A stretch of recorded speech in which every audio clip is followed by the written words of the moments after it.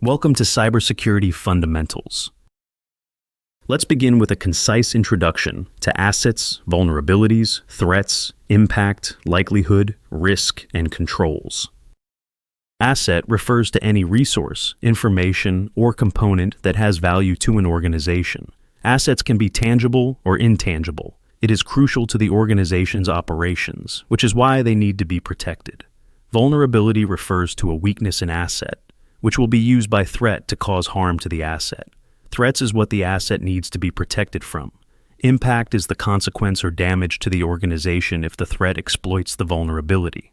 Likelihood is the probability that a particular threat will exploit a vulnerability. Risk is defined as the potential that a given threat will exploit vulnerability of an asset, resulting in loss or damage. Control is a measure or mechanism put in place to manage or mitigate risk. Controls are designed to protect the asset. Let's start with the definition of asset. An asset is anything of value to an organization. Assets can be of different types. Software assets. These are software or applications used by the organization. Operating systems, applications, databases, development tools are examples of software asset. Hardware assets. The physical components of an organization's IT infrastructure that are necessary for the storage, processing, and transmission of information. IoT devices, servers, desktops, and laptops, storage devices, and mobile devices are some of the examples of hardware asset. Physical assets. These are tangible items that are part of an organization's infrastructure, which need to be protected as part of the overall information security strategy. Data centers, power supply systems, cooling systems, buildings are examples of physical asset. Documentation assets. These are records and other documents essential to the functioning of the organization. Contracts and legal documents, policies and procedures, training materials, audit reports are examples of documentation asset. Cryptographic assets. The assets are used to encrypt communications and data in the organization. Digital certificates, encryption keys, security tokens are examples of cryptographic assets. Human assets. A human asset refers to the individuals within an organization who possess expertise and capabilities that are valuable to the organization's operations, security, and success. Employees, contractors, leadership, and decision-makers are examples. Service asset. This asset refers to the functions and operations in organization or by a third party that are critical to the organization. Cloud services, IT help desk, facilities management are example of services asset. Intangible assets. These assets do not have a physical form, but still hold significant value to an organization. Intellectual property, patents, trademarks, copyrights, trade secrets, brand reputation, software, and licenses are examples of intangible assets. Moving on to the next topic, vulnerability. Vulnerability is a weakness or flaw in an asset that can be exploited by a threat to cause harm or damage. Let's explain the type of vulnerabilities with example. Technical vulnerability is further classified into three types: software, hardware, and network. Software vulnerability, a weakness or flaw in the software design, implementation, software bugs, or software configuration, is referred to as software vulnerability. In this, the malicious actor uses the vulnerability in the software to gain unauthorized access to perform malicious actions. Software that does not properly handle errors may disclose sensitive information, such as stack traces or configuration details, which can be leveraged by attackers. SQL injection and cross-site scripting are other common examples of software vulnerability. Hardware vulnerabilities. This is a flaw or weakness in the physical component of a system that can be exploited to compromise security. BIOS exploits and hardware trojans are some of the examples of hardware vulnerabilities. Network vulnerability is the weakness or flaw in the design, implementation, configuration, or management of a computer network that could be exploited by a threat actor to compromise security. These vulnerabilities may allow unauthorized access, data breaches, denial of service, or other malicious activities. Open TCP ports, unsecured operating system, unpatched or outdated application are examples of network vulnerability. Human vulnerability refers to the weaknesses in human behavior, actions, or decision-making that can be exploited by attackers to compromise information security. Insider threat is an example of human vulnerability. Employees with access to sensitive data might intentionally or unintentionally expose data. In this context, negligence, lack of security awareness, or malicious intent are examples of human vulnerability. Another example of human vulnerability is social engineering, where attackers manipulate an employee into revealing confidential information. Configuration vulnerability. This is a weakness or flaw arising from improper settings or misconfigurations in systems, devices, software, or networks that create opportunities for unauthorized access, exploitation, or other security breaches. Using the default configuration or password that comes with a device, misconfigurations or incorrectly configured systems, such as firewalls or routers, can create security gaps which can be exploited by attackers. An example of default configuration is the Wi-Fi router that you have at your home will have the same default administrator password set across all the routers that are supplied to other homes also. Your neighbor can use the default administrator username and password to gain access to your Wi-Fi router. Physical vulnerabilities. This vulnerability is the weaknesses or flaws in the physical security measures of an organization that can be exploited to gain unauthorized access to facilities, equipment, or assets. This vulnerability type allows malicious actor physical access to sensitive area, which houses technology that process and store data. Unauthorized access to a shelf with files, folders, or any type of sensitive data, and lack of access controls at the doors are examples of physical vulnerability. Process or policy vulnerability. This is the weaknesses or gaps in an organization's procedures, policies, or management practices that could be exploited, leading to a security breach or compromise. Outdated policies that do not address current security threats, and organizations that does not have a procedure to dispose storage devices used to store sensitive data are examples of process vulnerability. Cryptographic vulnerabilities. This is the weakness or flaws in the design, implementation, or usage of cryptographic systems, algorithms, or protocols that could be exploited to compromise the confidentiality, integrity, or availability of data. If the cryptographic key is hard-coded into software code, attackers can easily extract them, leading to compromised security. This is an example of cryptographic vulnerability. The older versions of Secure Socket Layer contain security flaws. Transport Layer Security is the upgraded version of SSL that fixes the SSL vulnerability. Usage of outdated cryptographic technology stack can compromise security. This is another example of cryptographic vulnerability. Supply chain vulnerabilities. This is the weakness in the supply chain network that can be exploited by attackers to compromise security of an organization. The supply chain includes all the processes and entities involved in the production and delivery of products, services, or data, and from raw materials to finished goods.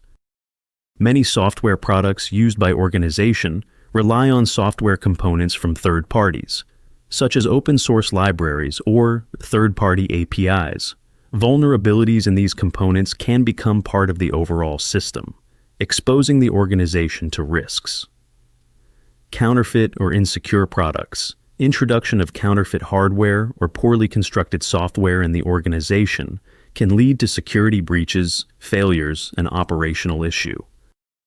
The famous McAfee update, which was not tested and caused blue screen of death on Windows XP desktops in 2010, or the most recent CrowdStrike issue in 2024, are some other examples of supply chain vulnerability.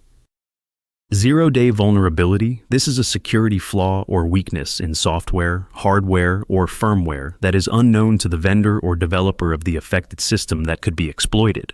Since it is an unknown vulnerability, no patch or fix exists for the vulnerability at the time of its discovery. Stuxnet. This exploited zero-day vulnerabilities in Windows operating systems and Siemens software used to control industrial equipment. Aurora attack. The attackers exploited a zero-day vulnerability in Internet Explorer, which allowed them to gain access to Google's intellectual property and the email accounts of human rights activists.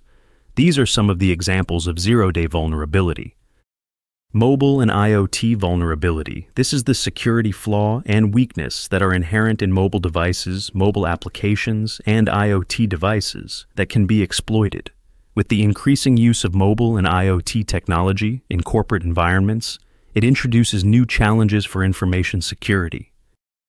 Pegasus spyware. This is a sophisticated spyware that exploited zero-day vulnerabilities in iOS and Android to remotely control a mobile device without user interaction. Attackers found vulnerability in several brands of smart thermostats that allowed attackers to remotely change temperature settings or disable the thermostat entirely, potentially causing damage. These are some of the examples of mobile and IoT vulnerabilities.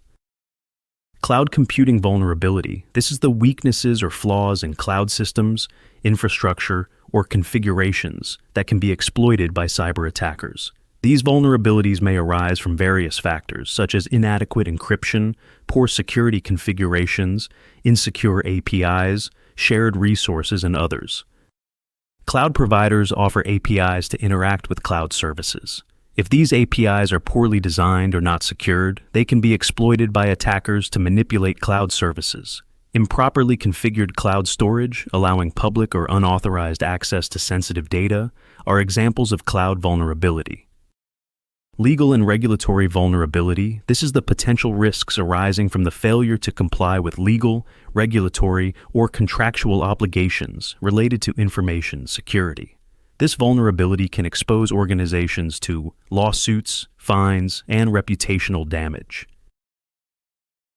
An organization operating in the European Union failing to comply with the GDPR regulation will attract fines of up to 20 million euros or 4% of the company's global annual revenue. Another example is cross-border data transfer restrictions. Moving personally identifiable information from the European Union to a country without adequate data protections violates GDPR regulation. A retail firm that processes credit card transactions without encrypting cardholders' data or maintaining a secure network is non-compliant with PCI DSS industry standards. These are examples of legal and regulatory vulnerabilities. Moving on to the next topic, threats. A threat is defined as any potential danger that can exploit a vulnerability in a system, network, or asset, leading to a possible breach or harm. A threat can come from various sources, such as natural disasters, malicious attacks, or system failures, and can target the confidentiality, integrity, or availability of an organization's information systems.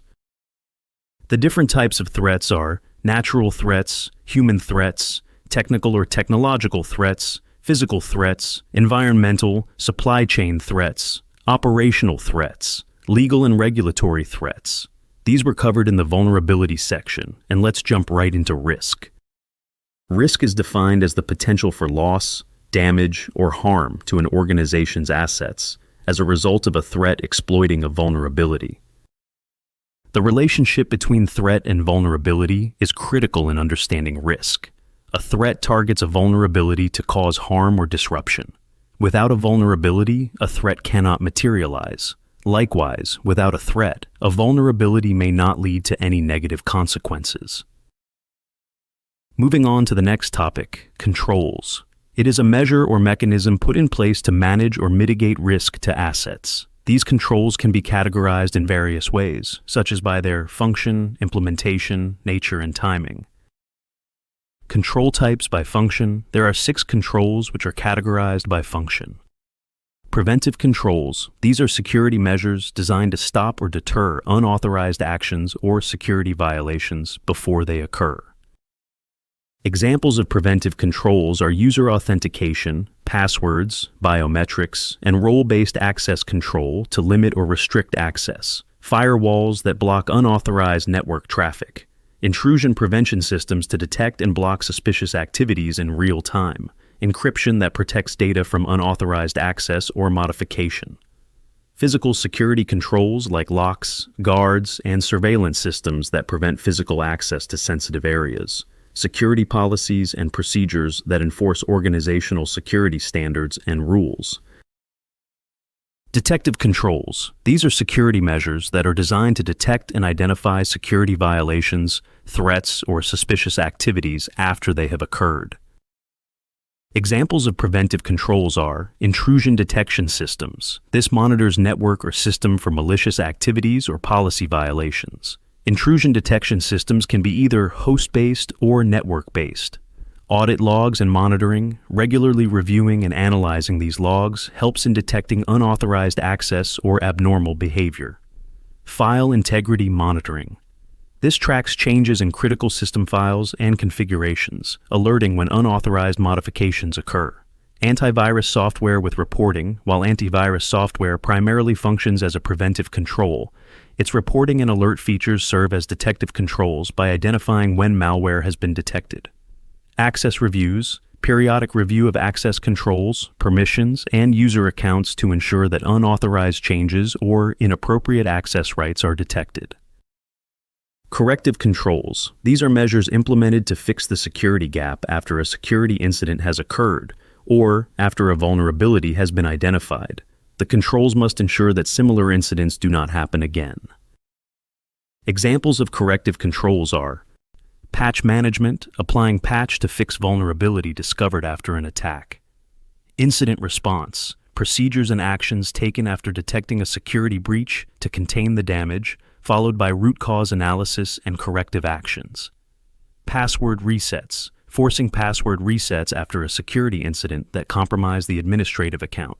System reinstallation, reinstalling compromised systems to restore them to a secure, operational state after a breach.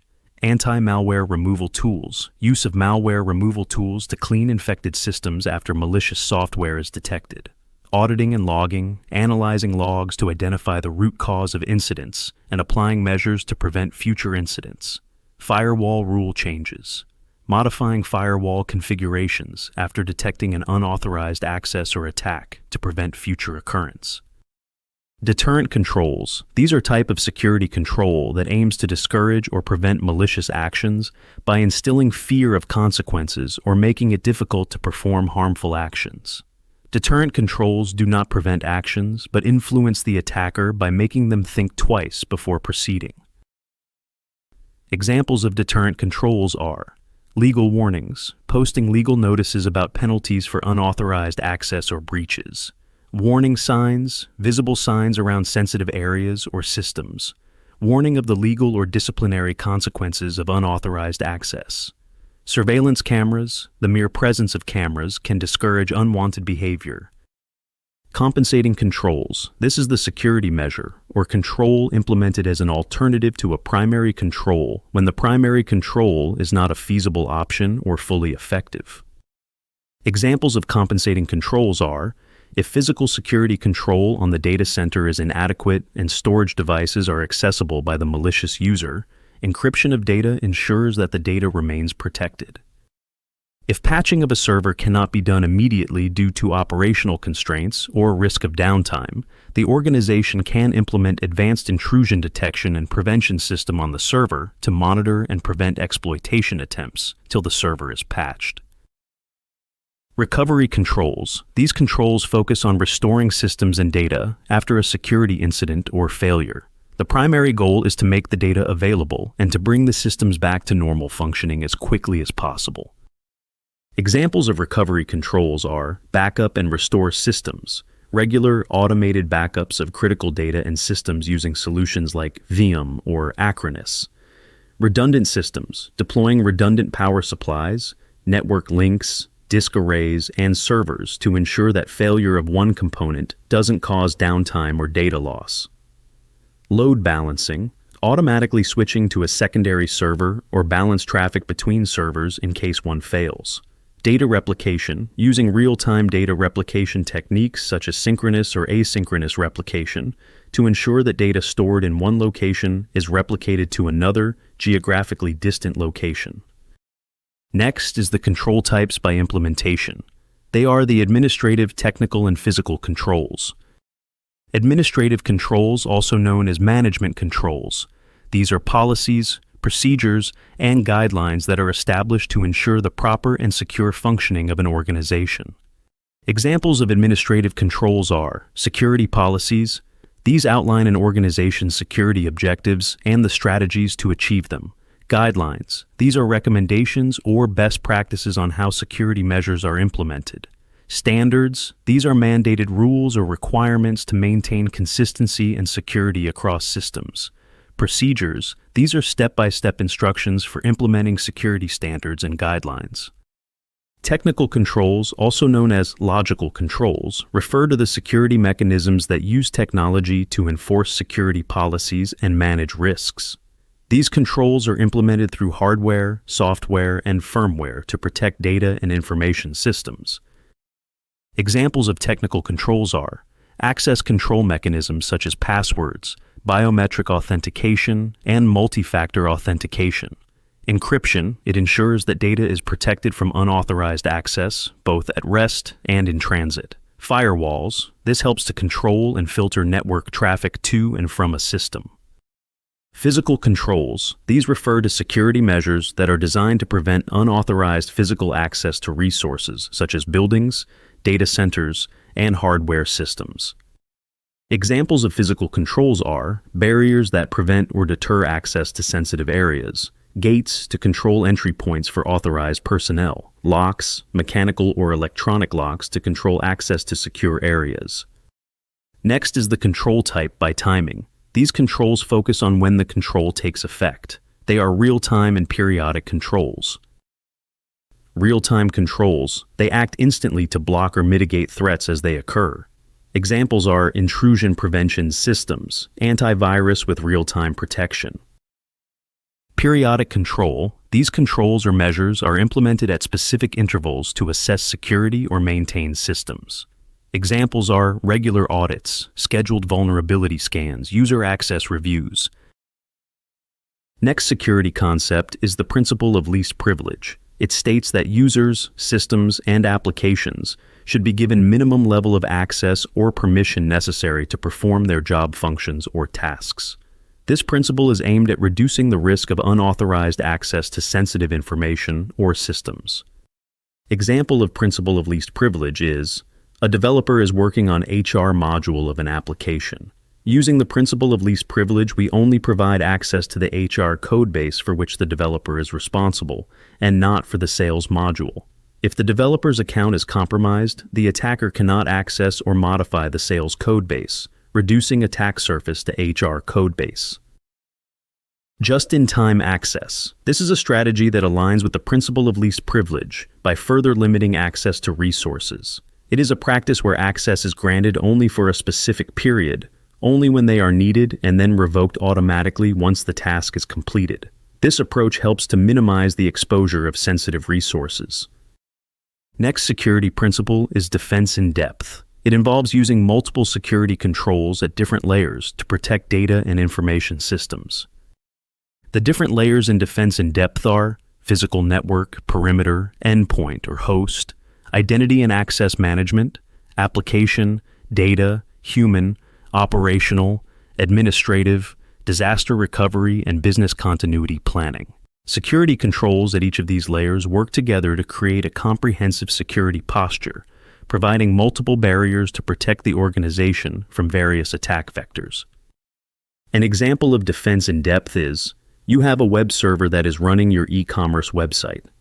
A malicious user was able to get through your firewall, but couldn't get past the endpoint security deployed at the web server. Here, the security controls at the network layer failed to detect the malicious user, but it was detected and stopped by the control at the endpoint layer. Some of the benefits of defense-in-depth are, it mitigates single point of failure. Security controls in multiple layers means that if one security control fails, controls in other layers can prevent the attack. Delayed attack progression. Control in each layer adds time to the attacker's attempts, making it more difficult for them to succeed. Covers different attack vectors. Different controls address different types of threats, providing a comprehensive security approach. Separation of duties. This is a key principle in ensuring that no single individual has control over all critical aspects of any business operation or security process. This principle is crucial in minimizing the risk of insider threats, fraud, and errors within an organization. Examples of separation of duties are access control management. An employee requests access to a system or database. The person requesting the access should not be the same as the person who approves and grants that access. This prevents unauthorized changes and ensures that access is only given to those who truly need it. Data backup and restoration. One team is responsible for backing up data, while another team handles the restoration process. This prevents the risk of intentional data corruption or data loss, as the backup and restoration processes are managed by different individuals or groups. The next principle is KISS, which stands for Keep It Simple, Stupid. This principle emphasizes simplicity in the design, implementation, and maintenance of systems and security controls. The idea is to avoid unnecessary complexity, which can lead to increased vulnerabilities, misconfigurations, and higher maintenance costs. The KISS principle aligns with the idea that less is more in security, meaning that simplicity often leads to more robust and manageable security solutions.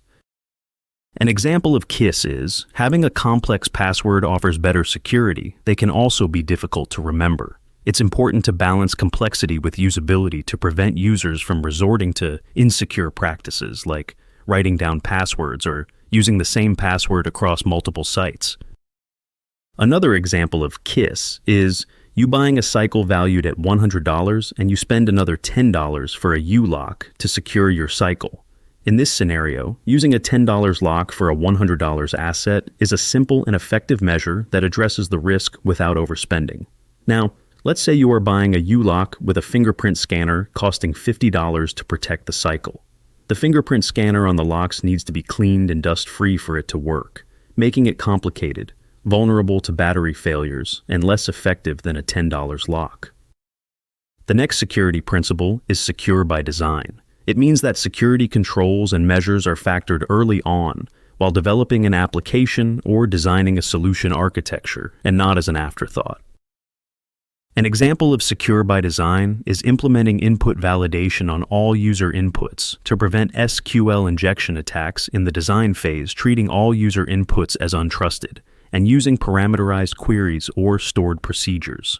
Trying to fix these vulnerabilities after the software has been developed can be both costly and time-consuming. The next security principle is segmentation. This refers to the practice of dividing a network or system into smaller, more manageable parts. This principle is used to enhance security and by isolating different parts of a network or system from each other. The segmentation principle helps reduce the risk of unauthorized access and limits the potential impact of a security breach. An example of segmentation is, in an organization you will have departments that deal with critical data and would not want them to be accessible by other departments. We can isolate the laptops or devices used by the respective departments by configuring VLANs for each department. This confines the network traffic to devices in the same department. Some of the benefits of segmentation are, it minimizes the attack surface, reduces network congestion by limiting network broadcast traffic to specific segments. Regulations like PCI DSS requires the credit card data environments to be isolated, which can be achieved with network segmentation. The next security principle is CIA. Confidentiality ensures that system, data, and resources are accessible only to authorized users. Integrity ensures that data is accurate, complete, and has not been altered or tampered with, either maliciously or accidentally. Availability ensures that system, data, and resources are available and accessible to authorized users when they need them. Encrypting data and enabling multi-factor authentication are ways by which we can ensure confidentiality of data. Generating a unique hash value for a dataset helps in identifying if the data integrity is tampered. Digital signatures are a way to validate the authenticity and integrity of a message or document. Implementing failover when the primary system fails ensures availability, enabling DDoS protection to prevent denial of service attacks, which can disrupt availability of online services. Thank you for watching.